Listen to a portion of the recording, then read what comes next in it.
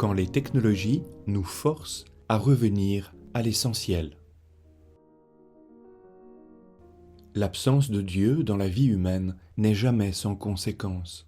Quel que soit son nom et quelle que soit l'idée que l'on se fait de lui, Dieu demeure le déterminant primordial d'une vie humaine appelée à se penser elle-même, à s'accomplir dans la quête de sens, à s'épanouir dans la découverte de la vérité. Dieu n'est pas d'abord une invention humaine, mais la traduction, dans le langage, du besoin psychique de vérité qui spécifie l'être humain. N'étant pas la cause de soi, l'homme sait qu'il doit à d'autres d'exister.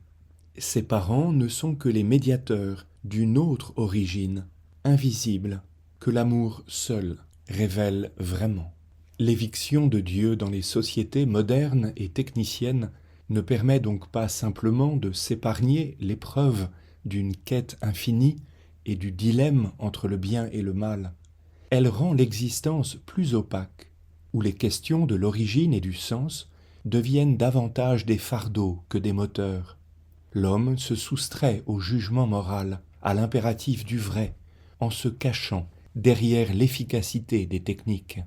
Les sociétés sans Dieu s'inventent alors des substituts, des quasi-divinités artificielles, moteurs techniques jamais aussi prometteurs que l'original.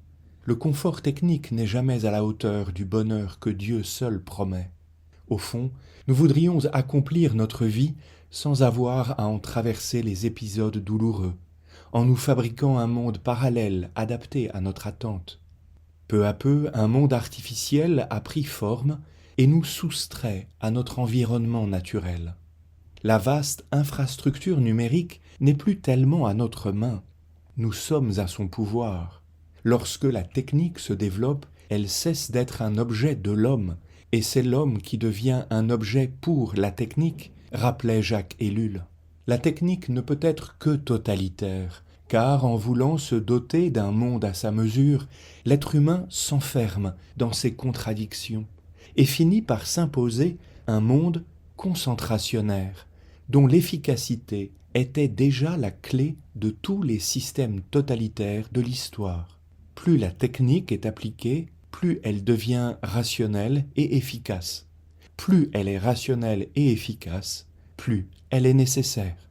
Dans Surveiller et punir, Michel Foucault décrivait de manière prophétique cette orthopédie sociale dont le cocon numérique actuel apparaît comme la forme la plus aboutie, administrer individuellement les êtres humains.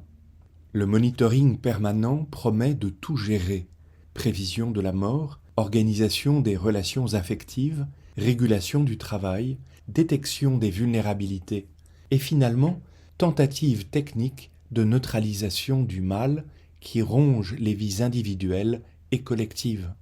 La mort, la sexualité, le travail, les vulnérabilités et le mal, pour ne citer que les réalités les plus emblématiques des tracas humains, se trouvent ainsi confiés à des machines. On oublie alors que l'être humain n'accomplit son existence qu'en raison du sens qu'il donne lui-même à ces réalités. L'homme contemporain voudrait ignorer que si nous mourons, cela a un sens. Si nous avons un corps sexué, cela a un sens. Si nous devons travailler, cela a un sens. Si nous sommes vulnérables, cela a un sens. Et si nous sommes impuissants face au mal, cela aussi a un sens. La mort, l'amour, le travail, la vulnérabilité, le mal, toutes ces réalités incertaines que nous ne supportons plus, nous souhaitons les résorber par la technique, pour disposer enfin d'une vie conforme à notre idée de la vie, sans mort, avec l'amour voulu, sans l'âpreté du travail, invulnérable et soustrait au pouvoir du mal. C'est l'illusion diablement ancrée en chacun de nous. Dans le christianisme, il n'est pas question de délivrance magique, mais de salut. Jésus apporte le salut non pour nous soustraire à la condition humaine, mais pour la conduire à son terme bienheureux. Lui seul délivre du mal, l'ayant vaincu par l'amour. Sur lui, la mort n'a plus de pouvoir. Il invite quiconque ose le faire à le suivre et à faire de sa vie non un bien à préserver jalousement, mais un don à accomplir. L'être humain n'est libre et vivant que s'il entre dans le don de lui-même. Il n'est pas vivant pour lui-même, mais pour rendre témoignage à celui qui l'a appelé à la vie par amour, et dont il est l'image et la ressemblance. La perte de conscience de cette vocation originelle, la relation de l'être humain à Dieu comme origine et comme fin, l'expose à la tentation de s'autodéfinir et de se fabriquer un monde à sa seule mesure.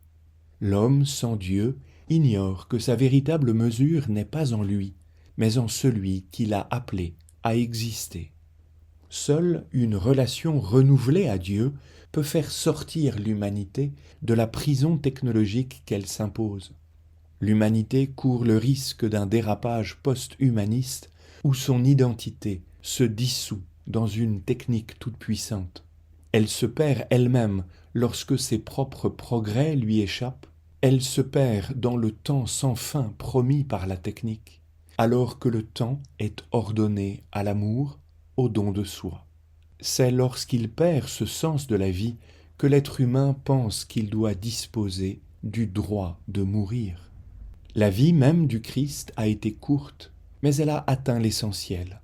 Elle a été donnée par amour, et ce don révèle l'éternité de Dieu.